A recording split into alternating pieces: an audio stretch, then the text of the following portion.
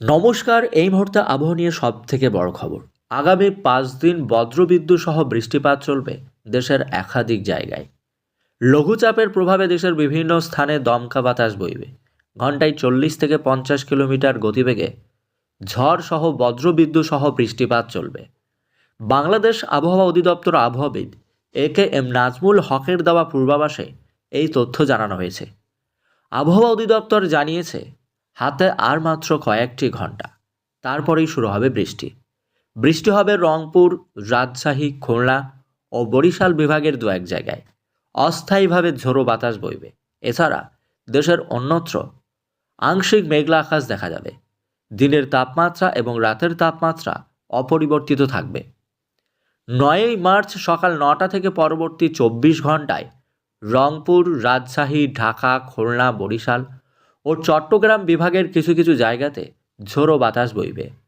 বজ্রবিদ্যুৎ সহ বৃষ্টিপাত হতে পারে উল্লেখিত জায়গাগুলিতে। এছাড়া দেশের অন্যান্য জায়গাগুলিতে অস্থায়ীভাবে আংশিক মেঘলা আকাশ দেখা যাবে।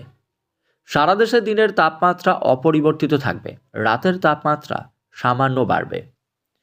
মঙ্গলবার ১০ই মার্চ সকাল ৯টা থেকে পরবর্তী ২৪ ঘন্টায় রংপুর, রাজশাহী, ঢাকা, ময়মনসিংহ, খুলনা, বরিশাল, চট্টগ্রাম ও সিলেট বিভাগের কিছু কিছু জায়গাতে অস্থায়ীভাবে ঝোড়ো বাতাস বইবে।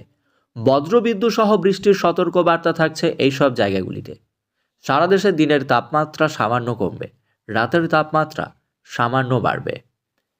১১ই মার্চ সকাল ৯টা থেকে পরবর্তী ২৪ ঘন্টায় রংপুর, রাজশাহী, ঢাকা, ময়মনসিংহ, খুলনা, বরিশাল, চট্টগ্রাম ও সিলেট বিভাগের অনেক জায়গায় দমকা বাতাস বইবে।